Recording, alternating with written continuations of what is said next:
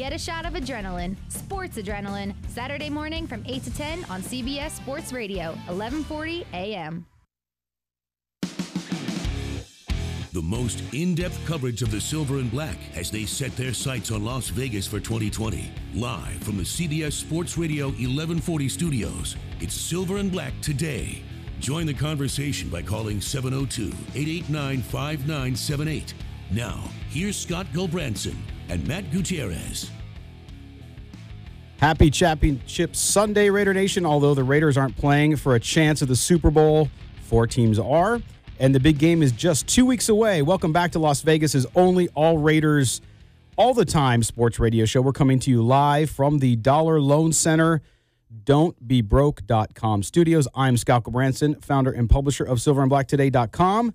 Today, joined by my co-host, Matt Gutierrez. Matt, you ready for some championship games today, brother? I'm still coming down off that high from last night, man. That game was fun. So it was a busy sports night in Las Vegas, and you were part of it. I know you went to 2 of the 3, right? So you went to UNLV game and the Golden Knights game, a big, huge 7-3 win for the Golden Knights. But, man, it was you had a busy day.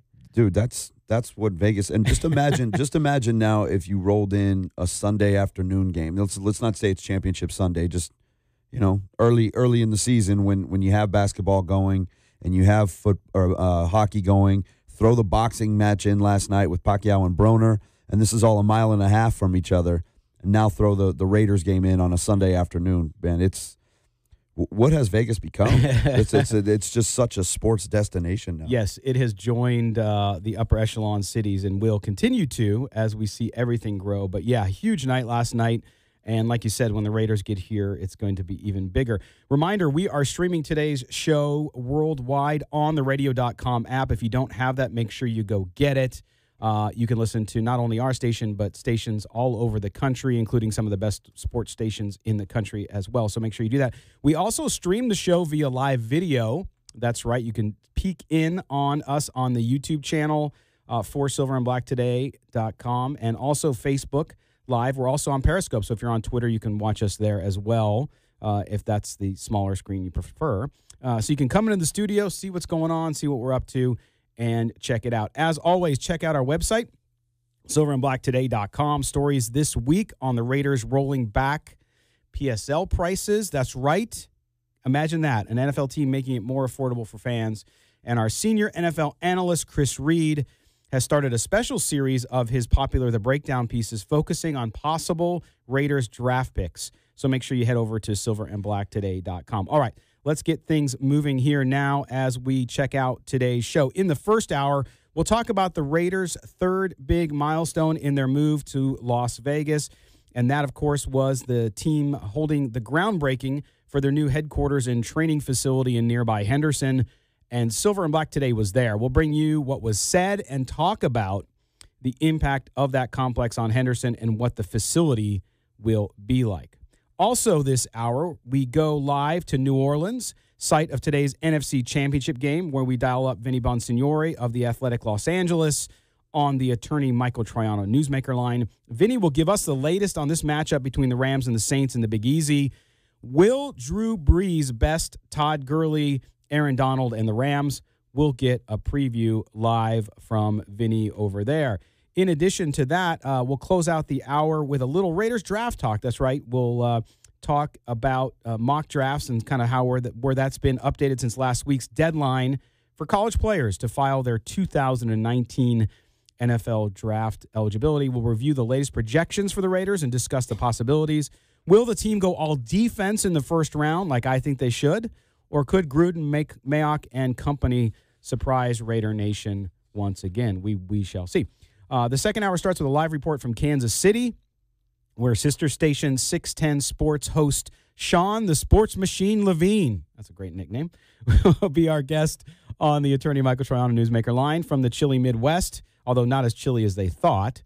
Can Pat Mahomes and the Chiefs put an end to the Patriots' dynasty under the maybe snowy skies of Arrowhead Stadium? Or does Tom Brady and Bill Belichick, Matt, do they have one more run in them to get to Atlanta? I hate the fact that I have to cheer for Kansas City. I really do. Well, and I'm not cheering for Kansas City. Understood. I'm cheering against New England. Yeah. That's what this comes down to. I'm not rooting for Kansas City to win. I'm actively rooting for New England to lose. I'm sick and tired of seeing them in the Super Bowl. I mean, everybody except. And this goes back to, and we'll get into it later on today, yes, we but will.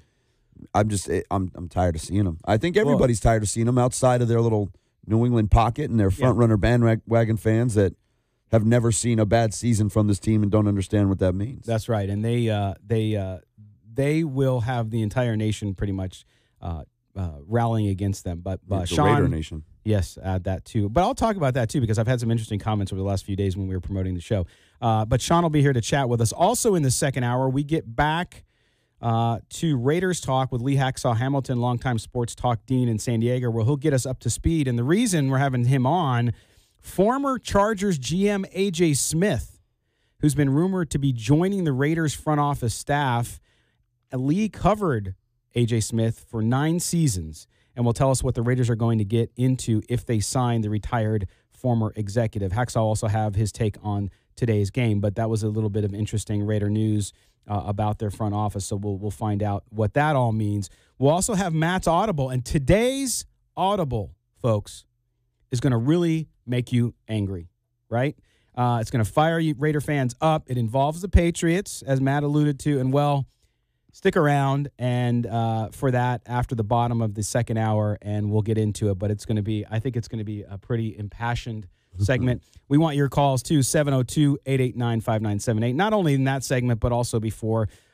Listener Wally had mentioned that he wanted to call and that we didn't answer the phone. I don't know if he called before the show started or whatnot, but Wally, give us a call at 702-889-5978, and we'll get to your questions.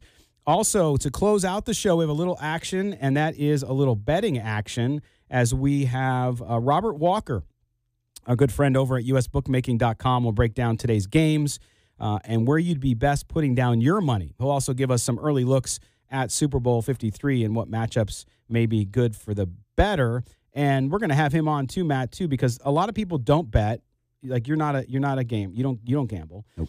But a lot of people just do for the Super Bowl, right? Just for fun to make it interesting because their teams aren't in it and they want to do prop bets and all that. It's a polarizing game, so people want to jump on that. It makes it more interesting, especially if you don't have a horse in the race. You just want to, have a little action on the side. Exactly. So we're going to talk to Robert about that, Matt, and ask him kind of if you're not a bettor and you're looking at proposition bets, what should your approach be? So we'll close out the show with that. There you have it, Raider Nation. You're up to date. We've set topics on the table for you here on the Silver and Black today on CBS Sports Radio. Now it's your turn. Pick up the phone. Get on the air. We'll take your call. 702-889-5978 is the number. So, Matt, we talked about the game, and it's funny. I had all these comments. We were promoting the show, and because we're talking to Vinny, we're talking to Sean from the 2 sites that are hosting the championship games. I got all these comments back about how dare you put a Chief on a Raider pro. I was like, and he's a good listener, but it's like, dude, we are not a fan club website. Right. We are a radio show, a journalistic radio show, and a website. We're covering the game. Right. Those players play in the game. So for those of you who get offended by that, I don't know what to tell you. I mean, it's championship weekend. Right. You got to talk about it. The Patriots are going to be in Kansas City playing at Arrowhead. You want a picture of Derek Carr up there? I mean, what sense does that make? Honestly, it's. I get it. I mean, I hate both of these teams. I really can't stand either one of these teams, and that's built up from decades, right? Oh, but you got to root against somebody in this game. And I'm sorry, the Raiders aren't there. Hopefully next season they're a little bit closer, and by the time they get to Vegas, they're there. But right now they're not. It's the rival Chiefs and the hated Patriots. Well, in the few minutes we have left in this segment, Matt, I did do we ran a poll on our Twitter handle, Silver Black, the number 2 day, about who people were going to root for today, because that is one of the difficult things, right, for Raider fans is you hate both these teams for obvious reasons. One's division rival, the other, as we'll talk about later, might have changed the trajectory of your entire franchise. Might have. Based on one play. So we'll talk about that too. But we asked the question, who would you root for today? So the poll was, who do you want to in the KC New England game today? The first choice was, it hurts but the Chiefs. Second choice was, F the Chiefs, go Pats, which, of course, means forget the Chiefs. Not a chance you would ever hear me say go Pats. And then the third option was, I'm rooting for the NFC. So they're just opting out. So of course, the winner was I'm rooting for the NFC, Right. 59%. Second, followed by it hurts, but the Chiefs. So that hatred of the Patriots kind of boiling up. And 15%, and you got to assume people following the handle, for the majority, 98% of them are Raiders fans. Mm-hmm. And 15% of them are rooting for the Pats. That's how much they hate their division rival. That's unbelievable. Well, you know what? If you're a younger fan, maybe you don't quite have the hatred for the Patriots that a lot of other people do, or people of our age bracket.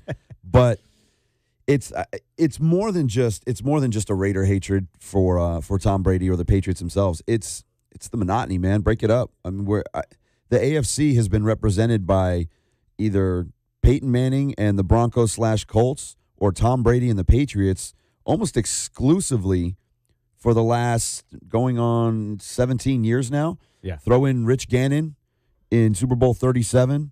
Throw in Joe Flacco. One time? Who else? Who else from the AFC has been there that, I mean, that's pretty much it. Yeah. You've got a couple outlier quarterbacks. Oh, and Ben Roethlisberger. Mm-hmm. He's the other one. He's been to what, 3? 3. I mean, that's all you have in the AFC. Break it up. Man, do I want to see the Chiefs win a Super Bowl? No. Would I mind seeing the Chiefs play in the Super Bowl and get beat by either L.A. or New Orleans? Not at all, man. At least it'd be something different to look at. Fred Walker on Facebook, I will never root for the Chiefs. Any Raider fans should never root for the Chiefs. And then Not rooting for the Chiefs, man. Joe Riley, our buddy from Montgomery, Alabama. Yes, we have listeners in Alabama. So thanks, Joe, for watching and listening. We're going to step aside, and when we come back, we're going to talk about the Raiders' groundbreaking of their new headquarters and facilities here in Henderson, Nevada. You're listening to the Silver and Black today here on CBS Sports Radio, 1140 a.m. Rich Perez.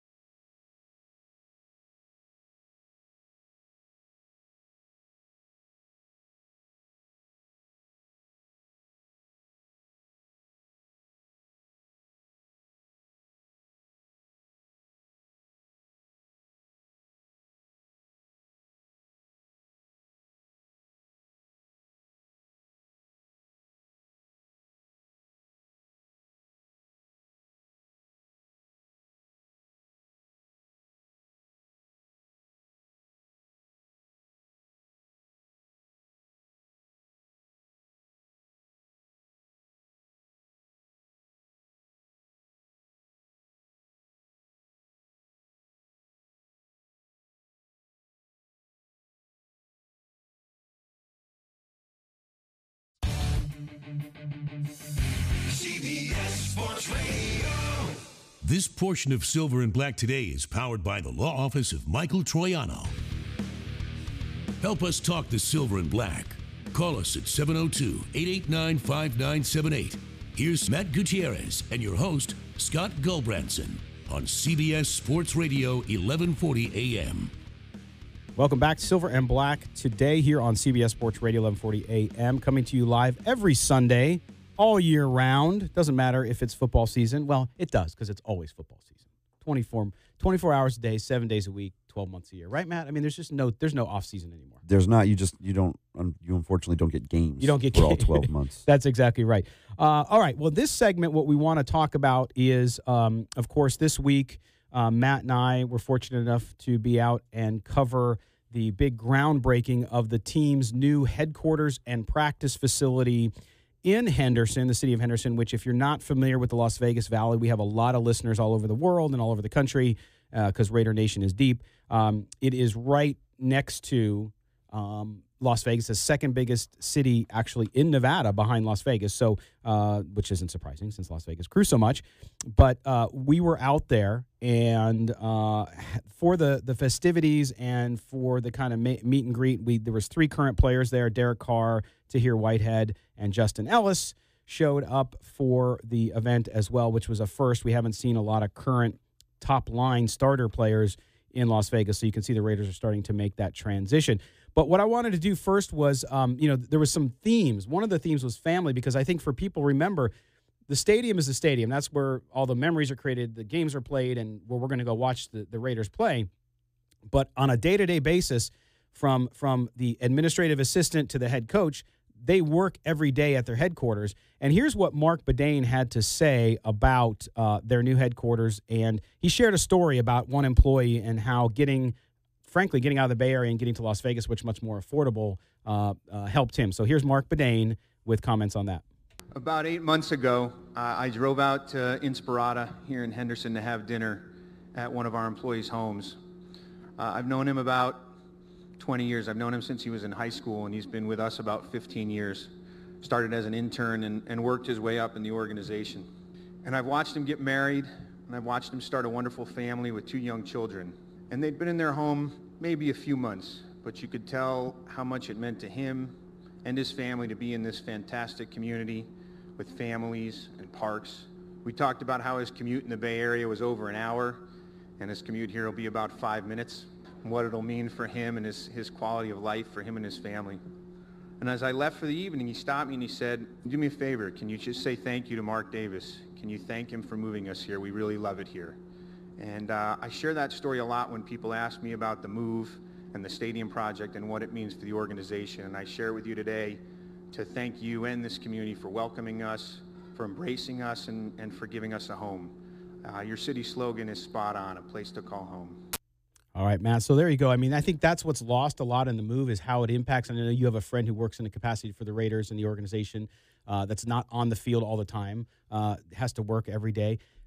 And his story, I think, resonates with a lot of those folks in the front office. They're afraid to say it because they don't want it. They're not trying to insult people in the Bay Area. They're just saying, look, we're going to be 5 minutes from our new home. We have a great area to live. I can afford a house, and I can spend more time with my family. My buddy makes about an hour and a half commute one way. Wow. Every day to get out to the facilities there in Alameda. And it's not necessarily distance, though, the Bay Area is spread out, whether you're in Concord or Hayward or San Francisco even, or, the Lower Bay. It's spread out quite a bit, but it's the traffic, man. We know California's crowded. It is an overpopulated area when you get around those big cities. And it's tough to get to and from sometimes. You get on those freeways, and it takes him a while to get there. He's out here a lot. I've been buddies with him since 2001 probably. It's been a while, and he comes out here all the time, and he loves it here. And just driving around, I'll pick him up a lot of times, whether it's now from the stadium side or groundbreaking or the new headquarters site. And just kind of driving around the area. We've looked at houses out there in Inspirata, Anthem, Seven Hills, places like that are close to the site. And that's one of his biggest things is, man, it's going to take me no time to get to work. Yeah. I'm not going to have to worry about that basically 3-hour commute every single day. I can't even imagine. I mean, I grew up in San Diego and so in California and lived there and saw it grow and the traffic get bad and the prices go crazy.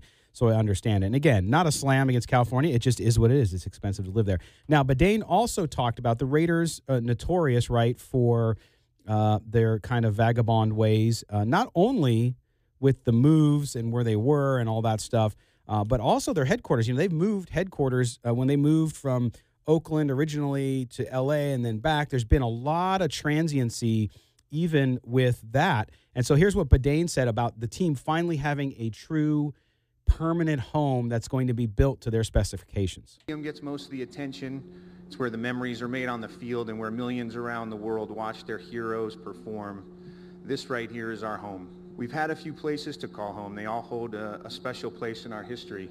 The Leamington Hotel, Edgewater and Doolittle facilities in Oakland and Alameda, Center Street in El Segundo, Harbor Bay Parkway in Alameda, and now our new home on Executive Airport Drive in Henderson, Nevada. Of course, we're going to try and get the name changed, Mayor March.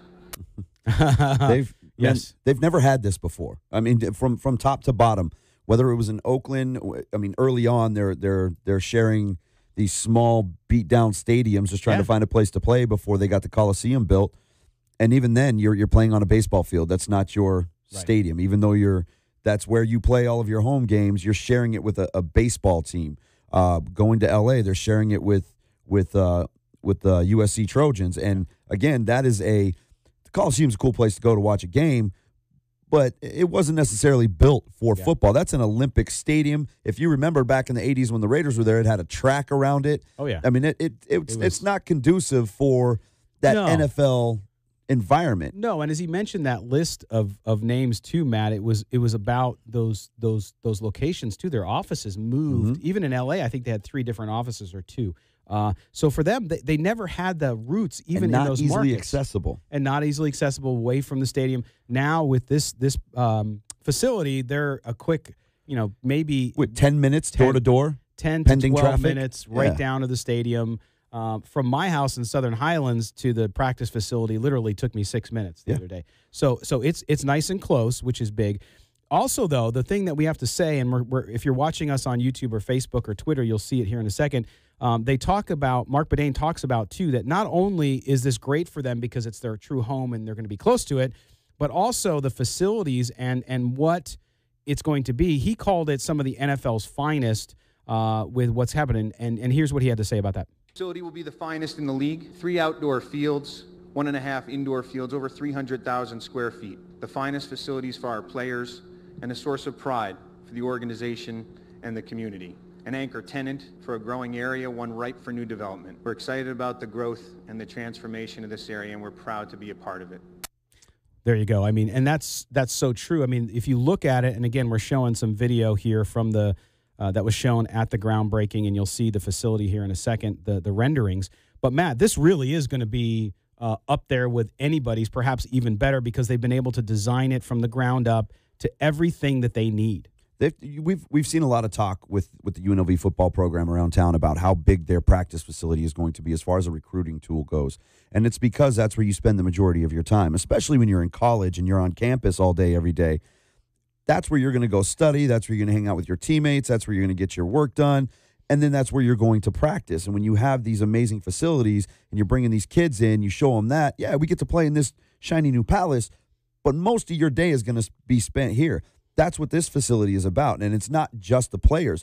You just mentioned everybody that has to move to town, all of these executives, all of these employees, just everybody associated with this team has to come here. Where are they going to spend most of their day, every single day that they're going to work? It's going to be at this amazing facility. And like you mentioned, state of the art, man. This thing is going to be incredible and huge. I couldn't believe how big those renderings were, man. It's going to be a big site. And you're seeing the video right now, which shows the 3D exteriors of the facility. Remember, 300,000 square feet, $75 million, 3 full outdoor fields. Is that a bigger site than the stadium site? Yeah. It is also, again, it is going to be something. Oh, sorry, indoor fields. People ask about that because everyone except those of us that live here is really concerned about the heat for some reason. And they'll have 1.5 full fields indoors. as well as every kind of amenity, Matt. And we talked about it, the theaters to watch the film, to the offices, to lounges, to locker rooms, to the offices. I mean, this is the NFL, folks, and people in Las Vegas, if you've never either been to or lived in an NFL market, you don't quite understand the money and investment that is put into a facility like this. Yeah, and do people not realize that the Cardinals play in Phoenix, Arizona, which is consistently 5 to 10 degrees hotter than Las Vegas is? As hot as we get, well, I did the Phoenix math. Gets hotter. So I did the math here. Listen, we have average temperature in Las Vegas in October is 81 degrees. Miami is 84. Phoenix is 83. New Orleans is 82. So what's the difference? Yeah. And we don't have humidity like Miami or New Orleans. That's right. All right, when we come back, we're going to go to New Orleans and talk to Vinny Bonsignore about the NFC Championship game. You're listening to the Silver and Black today here on CBS Sports Radio, 1140 a.m.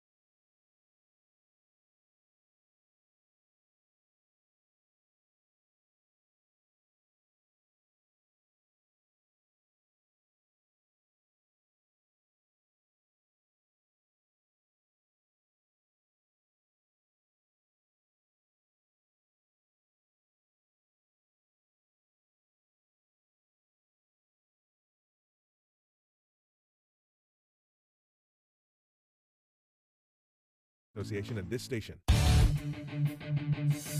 CBS Sports Radio. Callers and guests on the Newsmaker line are brought to you by the law office of Michael A. Troiano. Hi, this is Steve Wisniewski, and you're listening to the Silver and Black Today. Indeed you are. Welcome back. It is Championship Sunday here on the Silver and Black Today.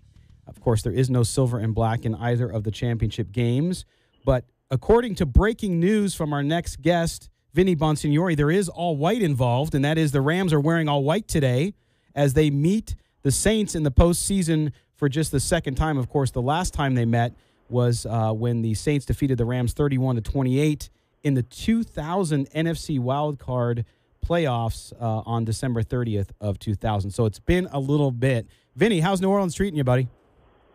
Everything's great. It's already a crazy atmosphere. You can feel the excitement and the atmosphere. There's a big game that's getting ready to be played, and it's to go to the Super Bowl. It doesn't get any better than that. Yeah, Vinny, I don't even care about the game, man. You've been down to Frenchman Street hanging out, enjoying some good jazz. Well, I tell you what, this is the fourth time that we've been here since 2016. Third time this year, so it's getting a little old hat as far as New Orleans. It's been Steely, nothing but Steely focus on this game, and I know the players stayed, in a town not too far from New Orleans. They didn't even step foot into New Orleans, and they won't until their bus arrives here in a few minutes. So this is, fun time can wait. This is all about all about business, and it's pretty exciting. Yeah, they call Las Vegas Sin City, but having been to New Orleans a lot, I actually think it's much more Sin City than Las Vegas. But Vinny, this game, if you look at this, the Rams, they've been to the NFC Championship games 10 times in their franchise history. This is the first time they've been there since 2001. Of course, we had last week an amazing performance. C.J. Anderson, Todd Gurley, the tandem at running back, and what they were able to do. This is the first time that two running backs teammates have run for at least 100 yards each in a playoff game since 1997. How has that changed the dynamic? I mean, you're around these guys. You say they're really laser focused on what's going to happen, but that addition to C.J. Anderson seems like it was really an amazing move and a great shot in the arm right at the end.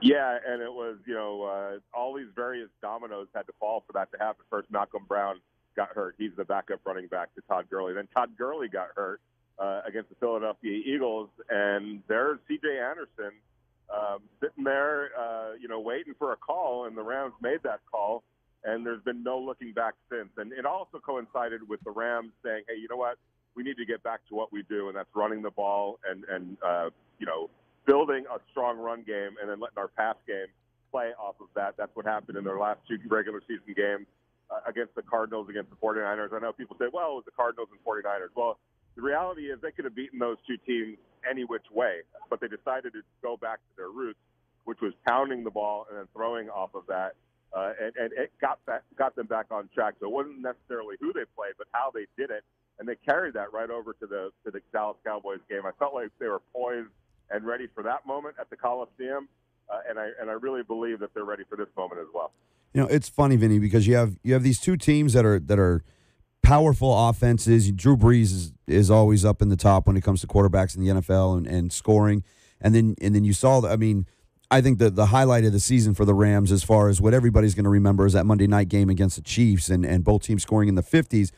But at the same time, you have two teams coming in that have pretty good defenses and both like to control the clock.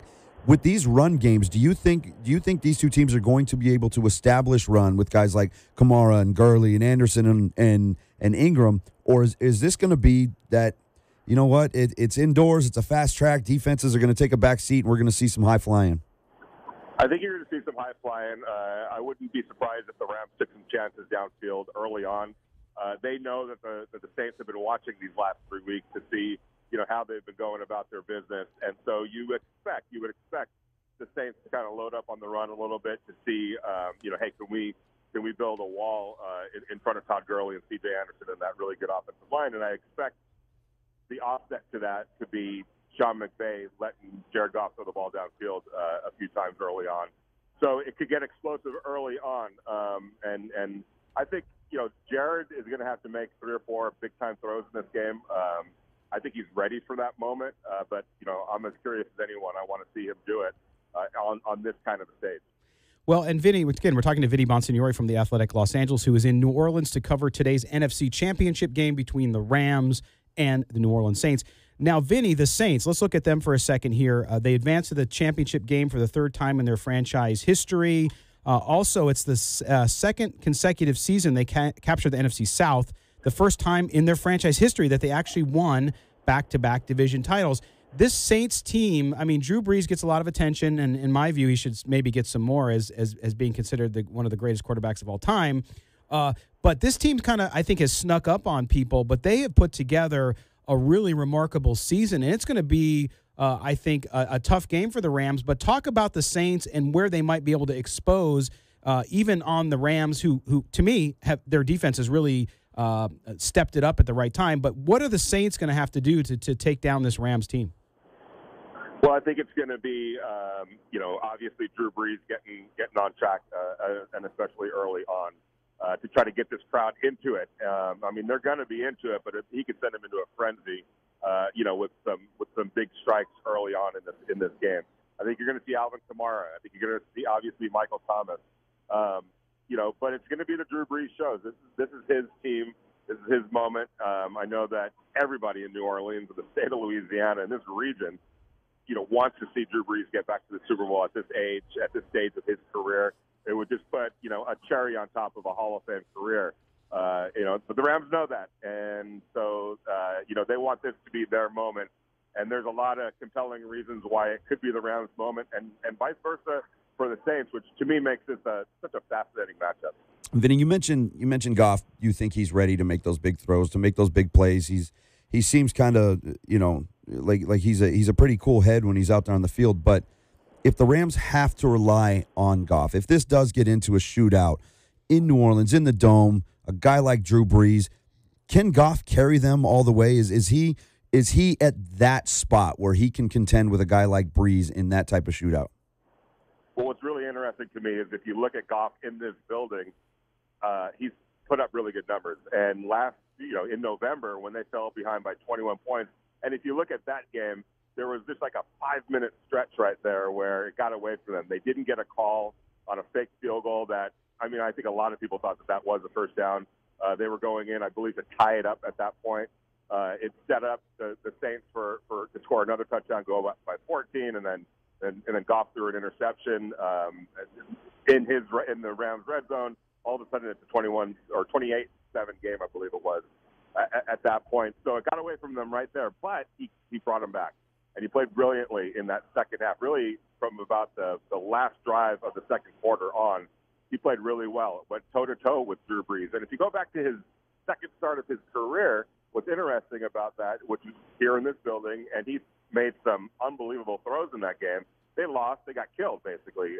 That was the Sean Payton going back after Greg Williams game and, celebrating on the sidelines every time he stuck a dagger in Greg Williams' heart defensively. But if you look at Jared in that game, he played a really good game. And that was the game that Sean McVay really keyed in on when he was deciding, all right, what team do I kind of want to go to here?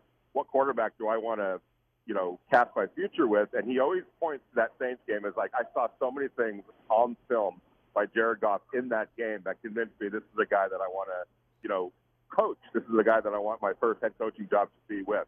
So he believed in him from watching that tape. And so I guess what I'm saying is this building hasn't been unkind to Jared Goff. They haven't won, but he's put up some really good numbers and played really well. So I don't expect the surroundings or the atmosphere to really, get to him. It could. I'm not saying that it won't, but I don't believe that it will.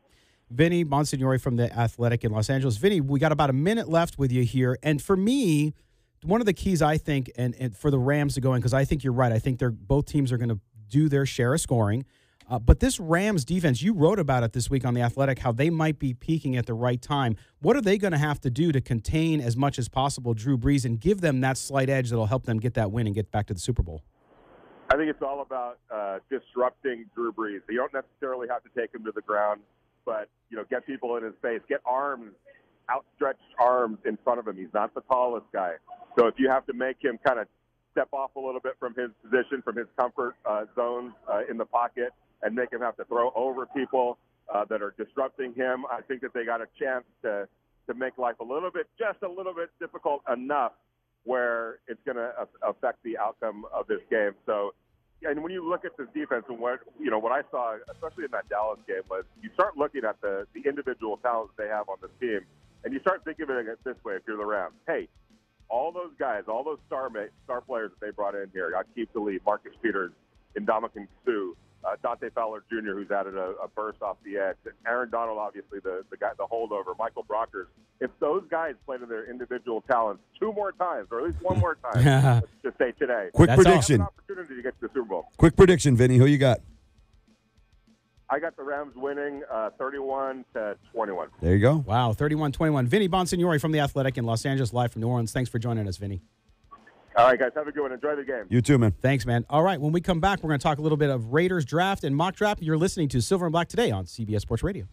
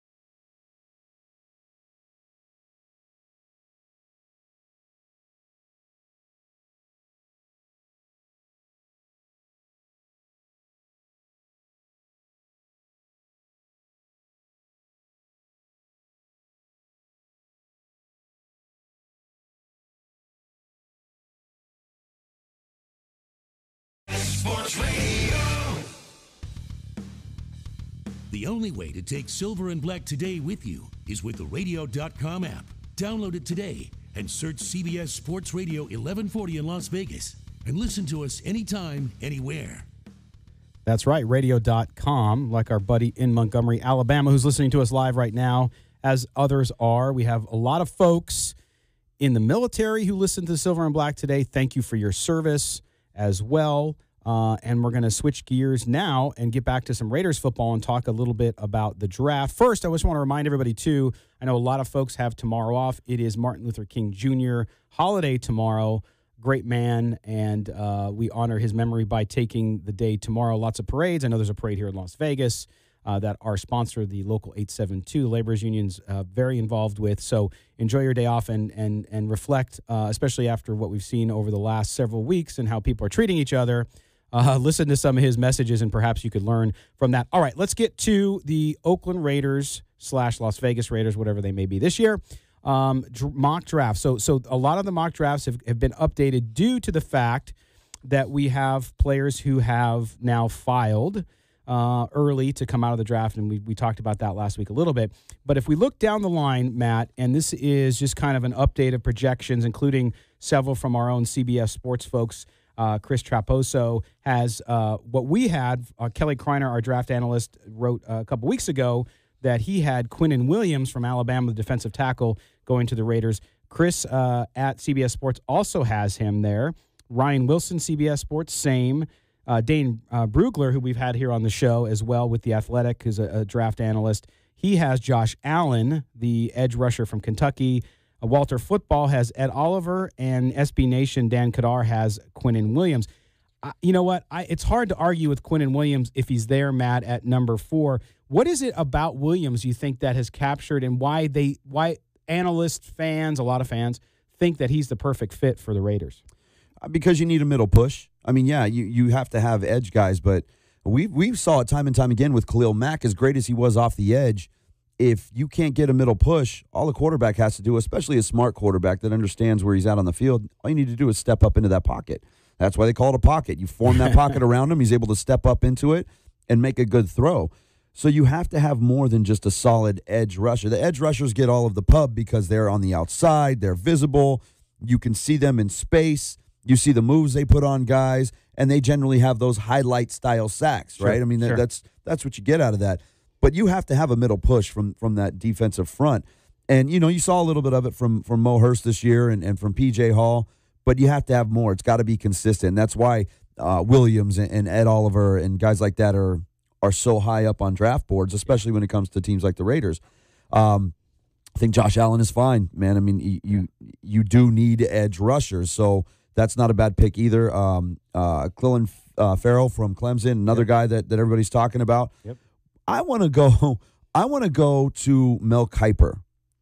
What the hell is Mel Kiper doing? Have you seen his mock? I did. I'm tracking all of Where them. is he go? So he's got Greedy Williams, the cornerback out of LSU, right?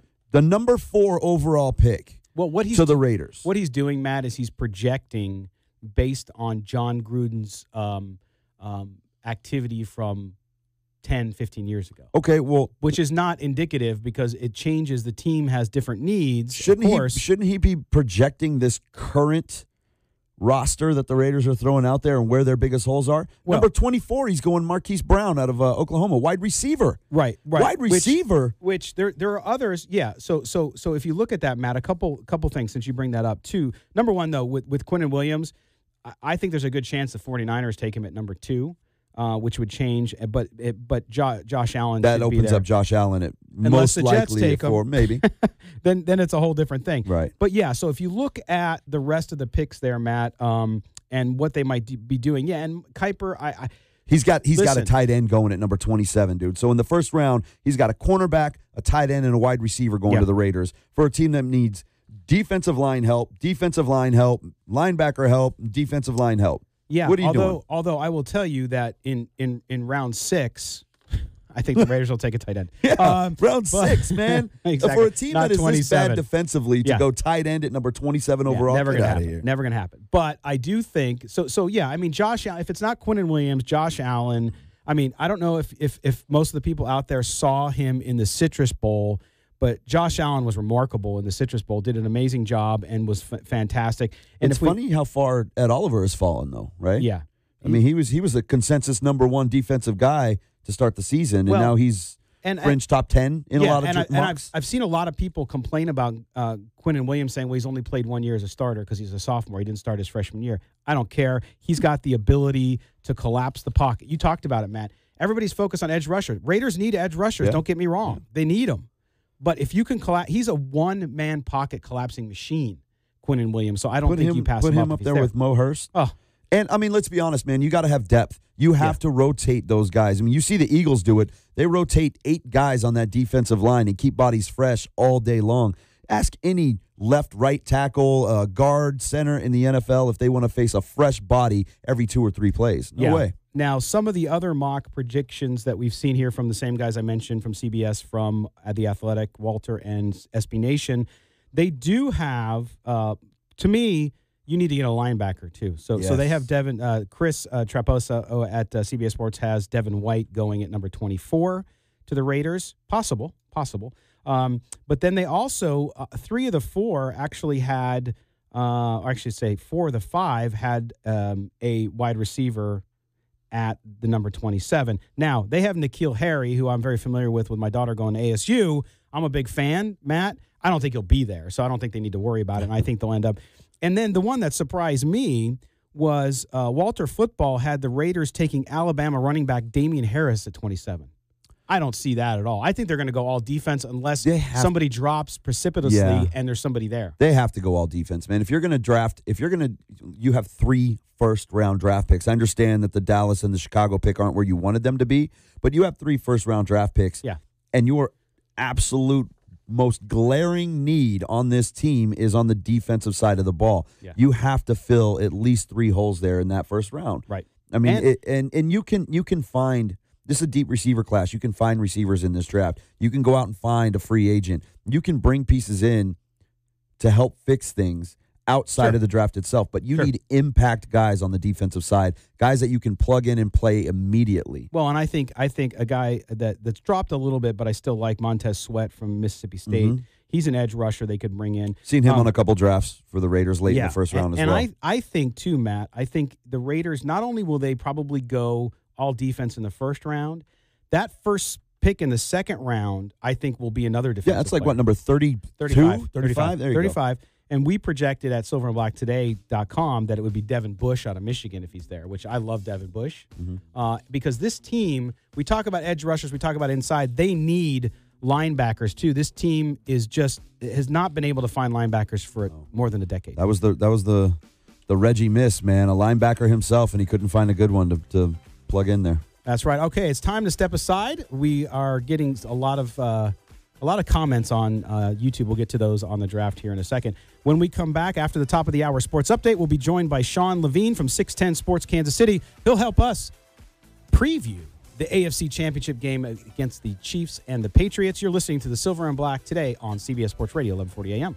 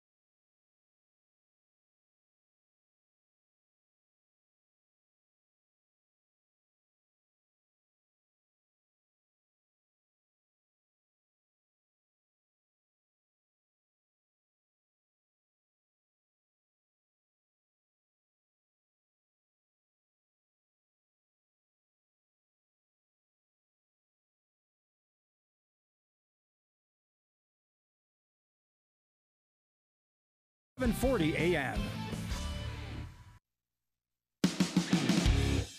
The most in-depth coverage of the Silver and Black as they set their sights on Las Vegas for 2020. Live from the CBS Sports Radio 1140 studios, it's Silver and Black Today.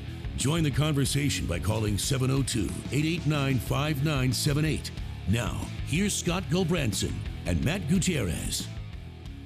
Welcome back, everyone, Las Vegas and the world, listening on the radio.com app. This is Silver and Black Today on CBS Sports Radio, 1140 a.m. in Las Vegas.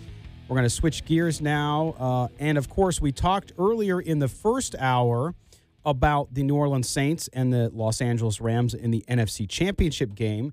And now we're going to switch over to the AFC Championship game, two teams that for Raider fans, either one of them is hard to cheer for, but neither is going to walk away losing. I mean, somebody's going to win the game, right? So we want to talk to somebody out in Kansas City, and that, of course, is going to be today our man Sean, the Sports Machine Levine from 610 Sports in Kansas City, who's fresh off a trip to Vegas. How you doing, Sean?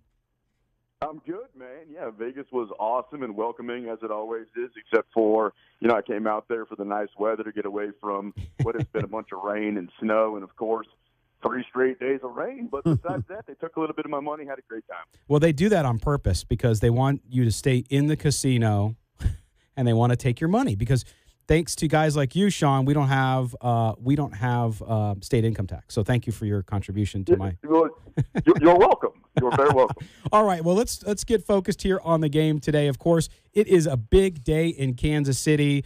The Patriots and the Chiefs, they're meeting in the postseason for just the second time. The last time was, of course, when New England won 27-20 in 2015 or after the 2015 season. The Patriots, we know all the daunting numbers, helped by the fact that they play in the weakest conference or weakest division in football, of course. 8 consecutive AFC championship games, 10 consecutive division titles, 13 conference championship games for Bill Belichick. But the Chiefs have just kind of turned the league on its ear this year, Sean. How is the team looking? How is it feeling? What's the mood going into this game against the Patriots and Tom Brady? Kansas City is absolutely wild. Guys, this is the first time that the AFC Championship game has been held at Arrowhead Stadium, which is kind of hard to believe. Wow. You were alluding back to that playoff game a few years ago. The Chiefs have gone toe-to-toe with the Patriots a handful of times, and quite frankly, the Chiefs might be the one team that the Patriots fear. I know that sounds weird. I know that sounds wrong. I know that sounds taboo. But if you think about the last few times these teams have met, this year, it took I think the final score was 44-41. So the Chiefs scored 41 points and lost that game. It was the worst quarter, the first quarter of that game that Patrick Mahomes played the entire season, and the game was in New England. If you think about the game before that, the first game of the season last year in New England, Kansas City pants the Patriots. A couple of years before that, they came to Arrowhead. It was a Monday night game. Arrowhead was nuts. The Chiefs won that game also, and then the playoff game that you alluded to. So Kansas City's gone toe-to-toe with this team, and I'm not trying to pretend like Tom Brady isn't the greatest quarterback of all time because he is, or Bill Belichick isn't the greatest coach of all time. But if we're talking about the right here and right now, who's the better quarterback, which oftentimes decides who ends up winning the game, for my money, and of course I'm wearing the red shades right now like the entire town is, I'm taking Patrick Mahomes over Tom Brady. Sean, Matt Gutierrez here. Let's talk about all the attention is on the quarterbacks, like you just mentioned. The Chiefs, throwing up 35 points a game this year. The offense was so explosive, and the defense just never really found footing throughout the course of the season, giving up almost 4 touchdowns a game. Here come the Colts last week, who were scoring almost 4 touchdowns a game, and the Chiefs completely shut them down. Only 13 points given up to Andrew Luck and a team that looked like they were steamrolling on their way to a nice playoff run. Now you have New England coming in. They average about the same as the Colts did. What did the Chiefs' defense do differently last week, and how can they turn that into success against the Patriots? Man, I wish I knew. Because this is a defense that, as you mentioned, everybody's been talking about this offense, and they're now the third team in NFL history to average over 35 points per game. It was the Tom Brady, Randy Moss Patriots in the first year that Peyton Manning went to the Broncos. The only other 2 teams in NFL history to average 35 points per game in the regular season. But the truth is, guys, the defense was equally as bad as the offense was good pretty much this entire year. And then something's happened in the last couple of games where they've only allowed 9 points over the last 8 quarters. How are they going to do that against the Patriots?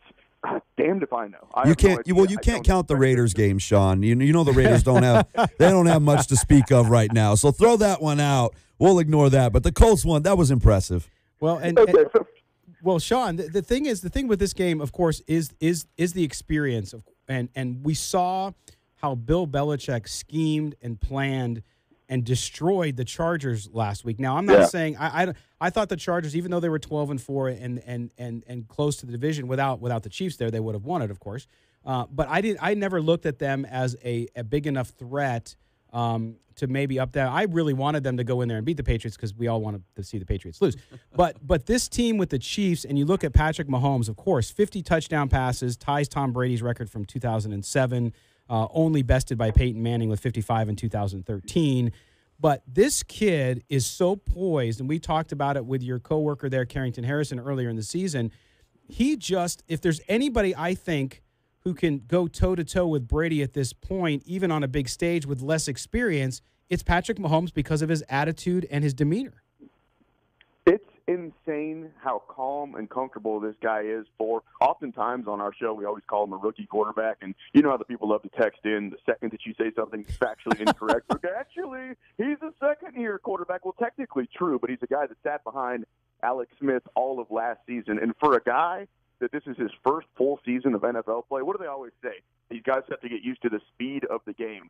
It took him about 5 minutes, talking about Patrick Mahomes, to get used to the speed of the game. I've got the stats here in front of me, guys. Right out the gates against the Chargers on the road, four touchdowns, no picks. Week 2 on the road against the Steelers, six touchdowns, no interceptions. He had 13 touchdowns before he threw an interception. He finished with 50 touchdowns against 12 picks, and it's his poise, man. It's the way that he's able to read routes because this team has so many options. I remember, guys, heading into the season, the one question that I had, pretty much the entire city had, was how long is it going to take for the quarterback to catch up with the rest of these guys? Because if you think about it, Travis Kelce is in his prime, right? Year 5 or 6. We knew that he had a chance to do what he ended up doing, which is have, 11, 12 touchdowns, 1,400 yards. Tyreek Hill ended up being a top 5 wide receiver. Heading into the season, Kareem Hunt was coming off of a rushing title. So we all knew this offense was going to be really, really good, perhaps all-time good.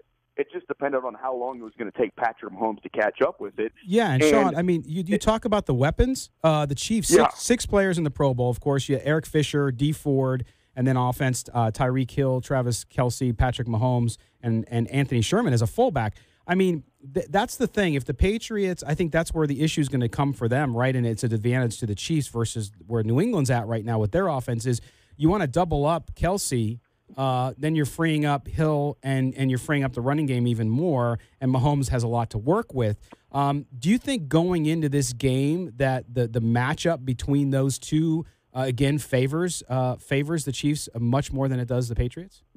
Oh, absolutely. And you mentioned all those Pro Bowlers. How about Chris Jones, guy who had a sack in 11 straight games? No, you got it right. Not named a Pro Bowler somehow. And with the loss of Kareem Hunt, somehow the running game by the numbers guys has actually gotten better with Damian Williams. So you're exactly right. This team just has so many weapons, but you nailed it. Travis Kelce is the key to this game, and Travis Kelce has really been the key to this season. He's kind of been the outlet for Patrick Mahomes because, Tyreek Hill looks really good streaking down the field, and when he's healthy, which is not very often, Sammy Watkins, I guess, provides a service. I remember heading into the season, I said he's the most overpaid decoy in the history of the NFL. And I'm not yes, sir. He makes $15 million a year, Unreal. But he does serve a purpose. So Pat just has so many weapons. The way that he's able to spread the ball around, that to me has been one of his most impressive traits. That nobody's complained, nobody's gone to the coach and said, "Put me in," or "I want more playing time," or "I want more balls," because Patrick Mahomes has been the master of spreading around the football. Sean, previewing this season back in or over the summer, my biggest thing was how does this Chiefs team expect to take a step forward right away when you get rid of a guy like Alex Smith, who is known as the game manager, takes kind of the safe throws a lot of times, but is a smart quarterback and is able to keep your team in it no matter what. And you bring in this young kid who was unproven, hadn't really had any snaps in the NFL yet. How much credit do you give to Alex Smith last season in kind of mentoring Patrick Mahomes, and was he that kind of guy? And now you see what Mahomes has become. I'm not sure that around here we give enough credit to the way that the Chiefs and Alex Smith played out last season, because oftentimes, especially nowadays, contracts are so big, the quarterback's such an important position, these guys just get thrown right into the fire, and sometimes that works out and sometimes it doesn't. And then we see the other end of the spectrum where it's Aaron Rodgers and he sits a couple of years, but Brett Favre's not really interested in mentoring him. Alex Smith kind of understood the situation, and let's not sell Alex Smith short. Alex Smith is the fourth most winning quarterback. When it comes to wins in the last 5 seasons, Alex Smith is number 4. I guess that was 4th.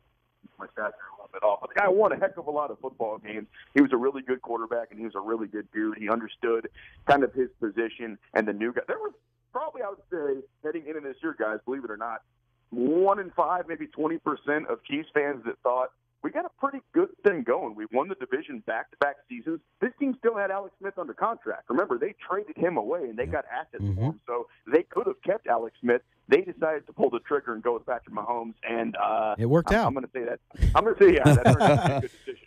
All right, Sean Levine, we got about 15 seconds left with you here. Prediction on today's game. I think I know where you're going to go, but what do you think?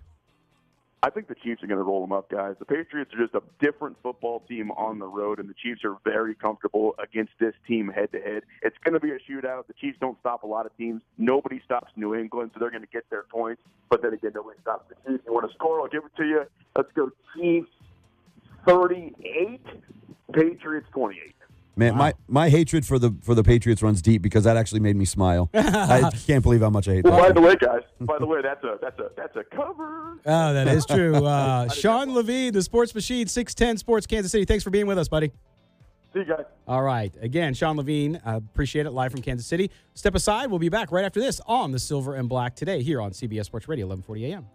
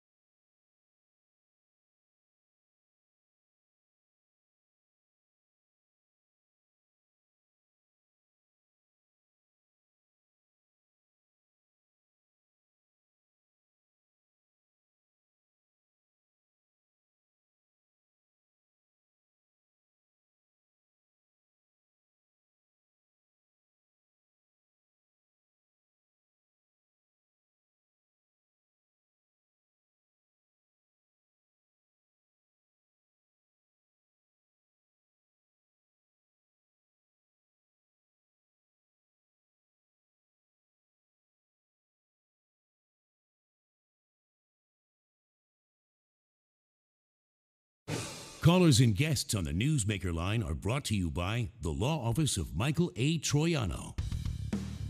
This is Mark Bedane, president of the Raiders. You're listening to Silver and Black Today. All right, Mark Bedane brings us back in. Thank him for talking to us. Of course, we had that story, Matt. The team lowered the prices of PSLs for people who already paid their deposit. Yeah, and you know what? Crazy. I'm being told that the concession prices are going to reflect Atlanta. They're going to be a lot like what Atlanta has done, which if anybody's been out there or has heard stories about it, it's cheap food, cheap drinks. They're not trying to gouge everybody. I'm sure there are spots in the stadium where you get some higher end style stuff and it's going to cost you a little more, but you're not looking at $18 beers and $15 hot dogs or burgers. They've made it really affordable to go to a game out there. And from what I understand, and we'll see if it follows through, but the Raiders are going to follow that model and keep things a little more affordable for you. Yeah, good news. And he was very open that it was just them being aggressive with pricing. So, all right, well, we're going out again here on the attorney Michael Troiano Newsmaker line down to San Diego, where we are joined again by Lee Hacksaw Hamilton. Lee, how's your championship Sunday this morning, my friend? I'm excited. Are we ready for football games? Always. You got the four best teams in the league. You know, these teams have a combined record of 54-16. That's pretty impressive. And obviously you got four franchise quarterbacks. It's too bad that the elements, the cold and the wind are going to play a bit of a role in the game at Arrowhead Stadium. It'll be perfect conditions in a fast-track meet, obviously, at the Superdome when the Saints go against the Rams. But, you know, we have gotten here with no shocking upsets. These are four of the best. Yeah, and Lee, before we get a little bit of your comments and where you think those games are going to go towards the end of the segment, we want to first start with some Raiders news that's linked to the Chargers past and, of course, the team that you covered and were the voice of for so many years. A.J. Smith, this week, rumored to be joining the Raiders in the front office, perhaps as a special assistant to new GM Mike Mayock. Smith, of course, promoted to general manager of the Chargers back in 2003 when, unfortunately, John Butler died of cancer. He inherited a team and went 14-34 in the previous 3 seasons. And, of course, the Chargers went on a nice little run.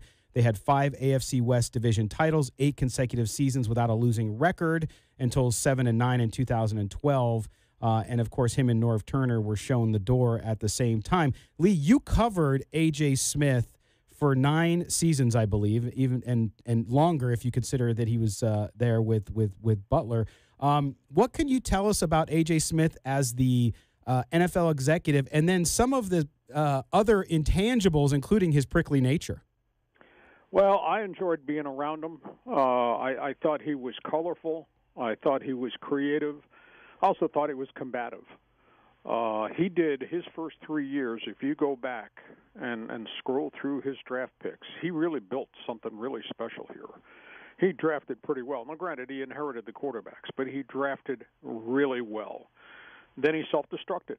I'll never, for my life, be able to understand why he turned on everybody, why he treated his own players so badly, why he was so condescending to the working media that he'd been so cooperative with. It was Jekyll Hyde. And then obviously, you know, the coup d'etat and the firing of Marty Schottenheimer after a 14-2 season really destroyed his credibility in the community.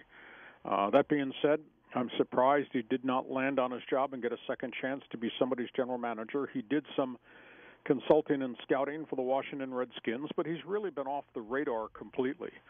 I think if you were to ask the bulk of the Charger fans left behind in San Diego after the franchise moved to Los Angeles, if you were to poll the Charger fans, you get real mixed reaction as to who he was, how he acted, what he did at the end, and the wreckage that he left behind. I don't know that he's coming in to be an upper-level management decision-maker. He's probably coming in to be a consultant to work with Mayock on player acquisitions and bring it to the table for John Gruden to make a decision. We'll say this, though. Philosophically, when he first started, he told me, it was really intriguing because I asked him how you scope out, how you draft, how you sign players. And he said, I want big-time players who played in big-time conferences and played in big-time games. And he did that for the first 3 years, and his first 3 drafts were spectacular. And then it got off track, and then it went downhill, and then he just, you know, he burned himself to death at the stake by the way he acted, and he lost the team, lost his job, and has really been out of football for an extended period. I still think he's a good football guy, but I'll never quite understand why he did what he did at the end. Would a personality like that fit in a room with John Gruden and a guy like Mayock, who's such a great evaluator of talent? Could he come in there and, I guess, for lack of a better term, take a back seat and just be able to offer up opinion and look, this is what I think, this is a direction I like, and let the other guys take the lead? Well, they're going to take the lead because I think it's John Gruden's team. It's not Mike Mayock's team. It surely won't be A.J. Smith's team. But I think if he knows his role and what his role is defined, it may well be that he's comfortable with that role. At the end of the day, he's been out of it for a while. So, and I thought he should have been hired much before this. Even though I fought with him, I just liked his approach to securing football players. But towards the end of his run, it was all about him, and it was not about his team. And I happen to think the general manager's role is to provide quality players for your coaches, and he didn't do that. And at the end, it really, really got nasty. But I think his role will be defined, and he won't be the decision maker, but he will surely give opinions and have input. And I think that's important because I think he knows players, and I think he knows players who can play at this next level. So hopefully, he didn't make a lot of mistakes here the first half of his career. The back end he did. Hopefully he'll do well if he comes on board as, quote, a pseudo-consultant, which I think he will. We're talking to Lee Hacksaw Hamilton. You can check him out, leehacksawhamilton.com. He always has great commentary there daily, so make sure you check it out. Yeah, I think, Lee, you saw it start to unravel. He let Darren Sproles walk away. He let Michael Turner. He let Vincent Jackson walk away, and that offensive line just grew terrible after the 2011-2012 season. But to your point, I think it's an encouraging development if you're someone who wasn't sure about John Gruden as the talent evaluator. He brings in Mayock, and if he brings in A.J. Smith, who has had a record of, like you said, tail end, he had trouble, but early on, he obviously knows good talent when he sees it. And to me, that should be encouraging if you're part of Raider Nation. Well, I think it is, as long as everybody's going to have strong input rather than just have to rubber stamp whatever John Gruden wants. With apologies in advance, that's what went wrong with the Oakland Raiders. Everybody had to kowtow to the stupidity of what Al Davis was doing on draft day, and Al Davis drafted a lot of bad players at the tail end. He got the Raiders into the spiral down effect that has dragged with them from Oakland now up to Las Vegas. I just think that AJ knows players and knows talent, and maybe his personal relationships will be better. I'll give you a couple prime examples. He fought with agents all the time. You got to deal with agents. They're part of the equation. You may not like them. You may not enjoy the sales pitch. You may not enjoy the pressure tactics and all that, but you can't sit at your desk and pound your fist on the desk in front of an agent, the player you're trying to sign. No, you can't do that. Give an extension to. And that stuff went on and on and on and on. And, he got rid of players here before their careers were really over. But in a sense, he created his own mess because he forced contracts on some players. He franchise tag guys when he did not need to franchise tag guys, and then he wound up blowing those guys out because he didn't want to pay them on the second contract. I like Eric Weddle. Eric Weddle's been a fine football player for a decade for the Chargers and the Baltimore Ravens. He gave Eric Weddle an $8 million a year franchise tag contract well before he deserved it. And then when the next contract came up, the starting negotiating point had to be $8 million because you paid him $8 million on the past contract, and then he berated Weddle, et cetera, and he created a lot of that junk himself as they went along. The same thing with the mishandling of the Drew Brees, Phillip Rivers relationship. They kept Brees. Brees walked as a free agent after getting hurt when they could have traded Brees a year prior because Rivers was waiting in the ring.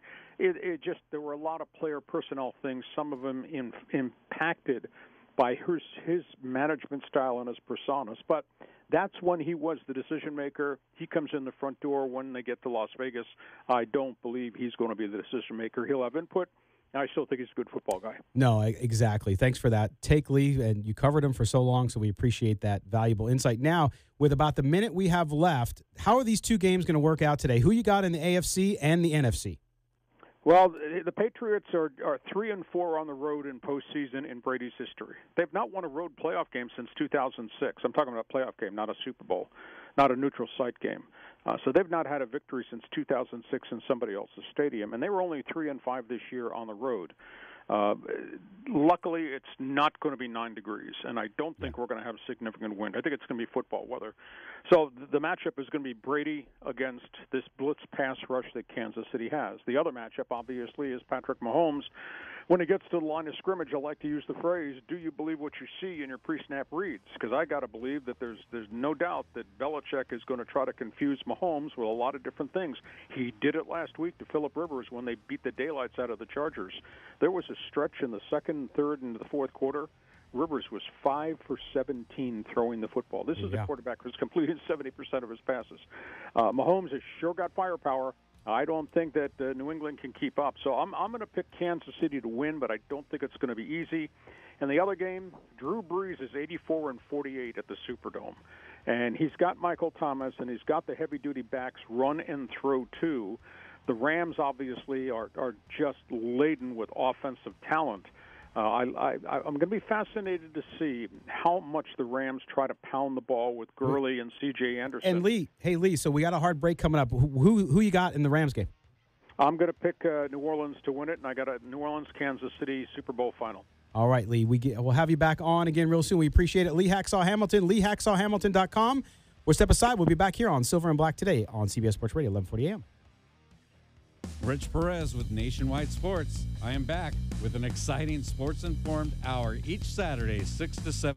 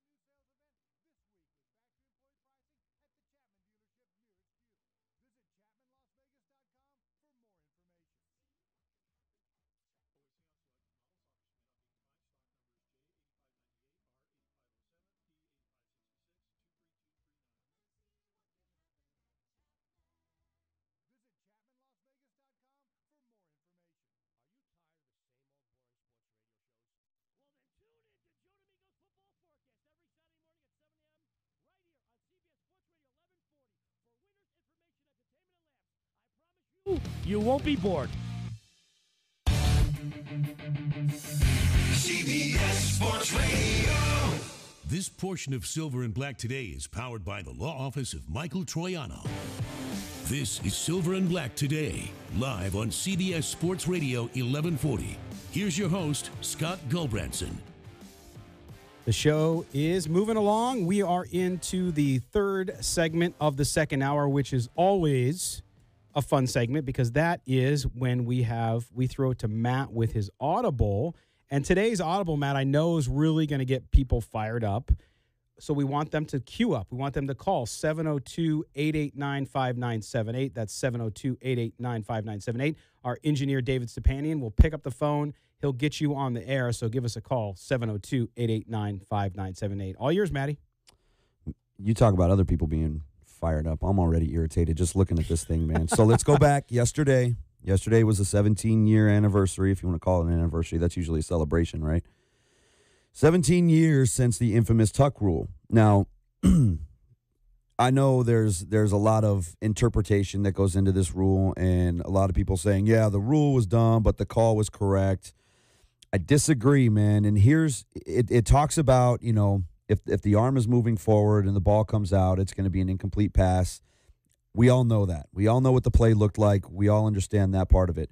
Here's the most interesting part of the rule, in my opinion. If the quarterback drops or loses the ball at any other time, it is considered a fumble as if any other player had dropped it. Now, the rule talks about tucking the ball back to your body, which, if you've ever seen any quarterback in the history of the NFL pump fake, they have never, ever tucked a ball back to their body. That is right. That is essentially a loose interpretation of the word tuck. It's basically restarting your throwing motion is what it is. Yeah.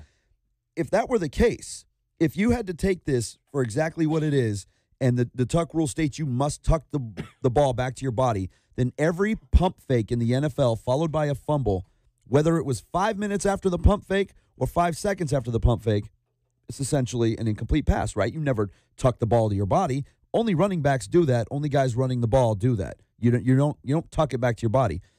What happened is Brady brings the ball back to his left hand. He's now holding the ball with two hands.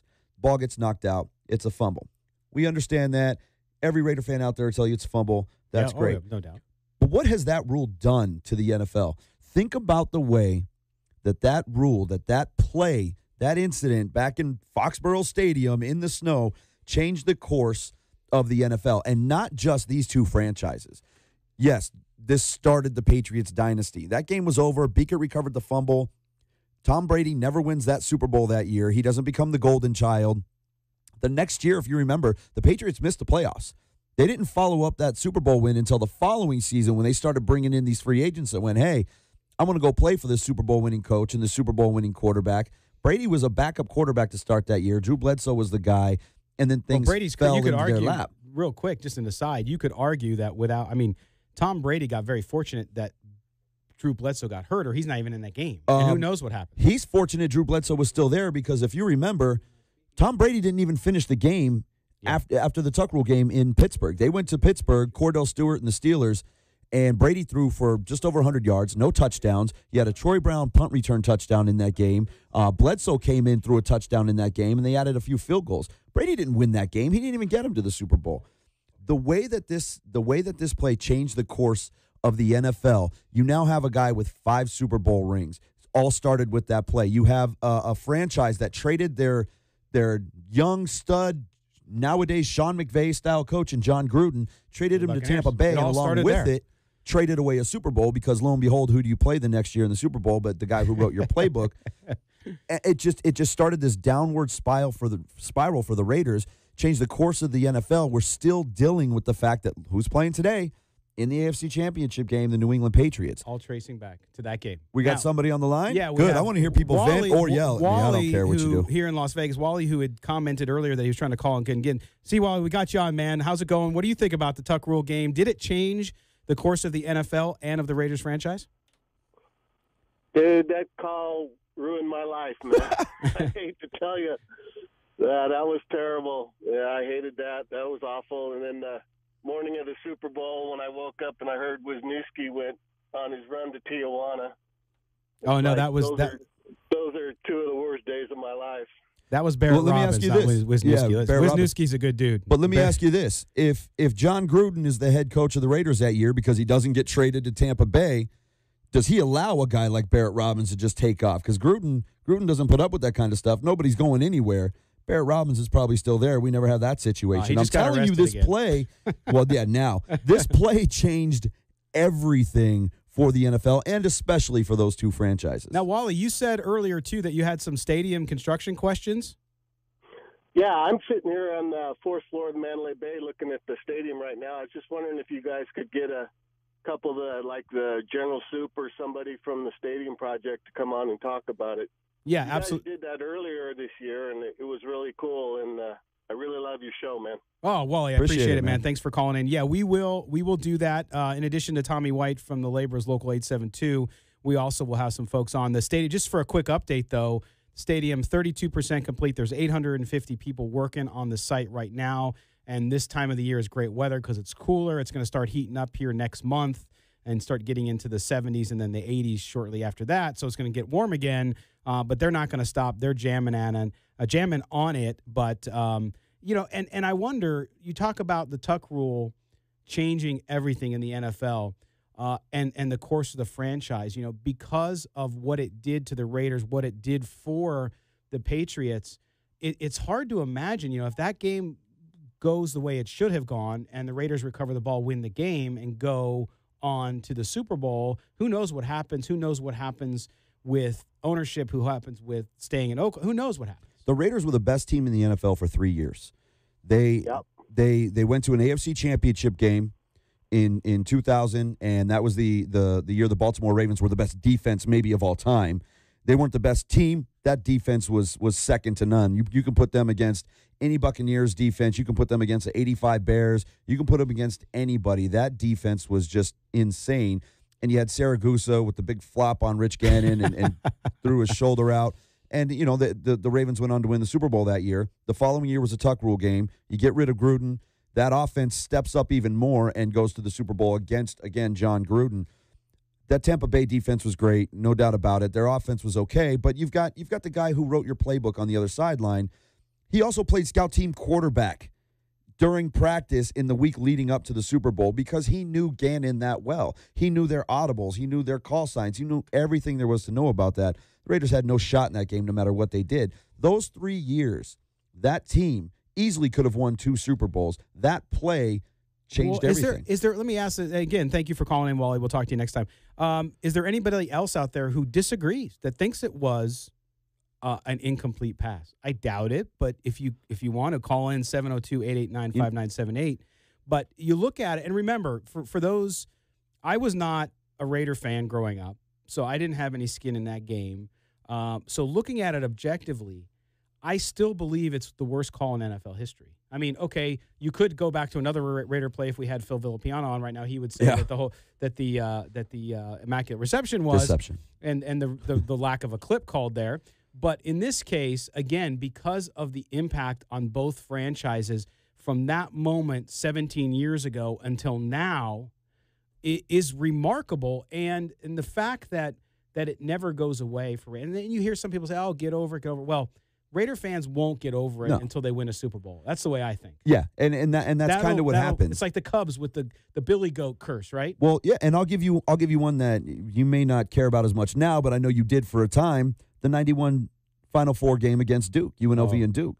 Had you flipped the script there, had you flipped those 2 years, and Duke beats UNLV in the Final Four of the championship in 90, and in 91 UNLV had come back and beat Duke and won the championship, would we hate Duke the way that we hate Duke today? You would hate them in that, they're kind of like the Patriots in that they always win and we don't like them, but you would have already gotten your revenge. Not being able to get that revenge is kind of the biggest bugaboo in here, right? It just stays with you. You can't get rid of that. And you talk to any Patriots fan. Was it a fumble? It's very tongue-in-cheek when they give you their answer. They know it was a fumble. Even Brady after the game. And, I had a good friend of mine who's no longer with us. I called him the second that happened. The fumble happened and the Raiders recovered. He couldn't come to my house to watch the game, but we're on the phone and we're celebrating. And he goes, "Man, this is taking too long. I don't like this." He was a Raider fan.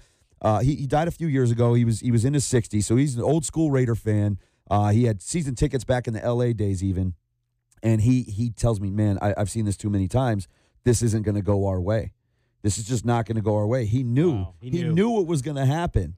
And it's unfortunate that these things keep popping up with the Raiders. It's awful. Oh, all right. Well, sorry to bring up that on your Sunday. You probably spit out your coffee. When we come back, we're going to close out the show talking to Robert Walker from usbookmaking.com about odds and action on today's game and what might be in the Super Bowl. You're listening to Silver and Black today on CBS Sports Radio, 1140 AM.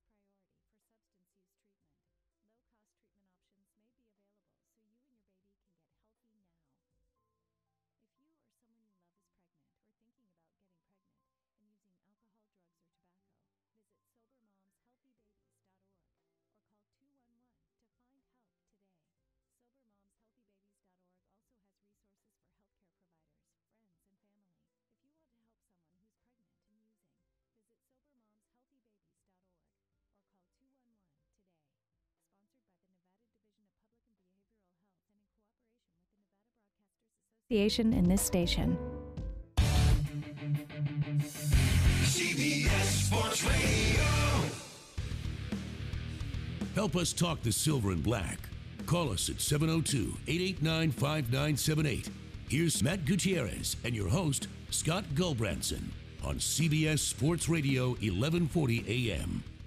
Welcome back, Silver and Black, today here on CBS Sports Radio 1140 AM. We are here every Sunday from 8 to 10 a.m. And closing out the show today, we wanted to bring on our good friend Robert Walker from usbookmaking.com. Robert oversees the daily sports operation for US Bookmaking. He's run some of the largest sports books in Nevada, including the MGM Mirage, Boyd Gaming, and Gentings in the Caribbean sportsbook operation. He's a true bookmaker. He knows it like no one else. Robert, thanks for joining us here on the Silver and Black today. Oh, thanks for having me. I appreciate it. All right, so I know it's a busy day for you, so we appreciate you taking some time off as you're sitting there, I'm sure, moving things along. But we look at these games today, and let's start with the Rams and the Saints. Saints, I think, still 3-point favorites. The over-under started up at 57.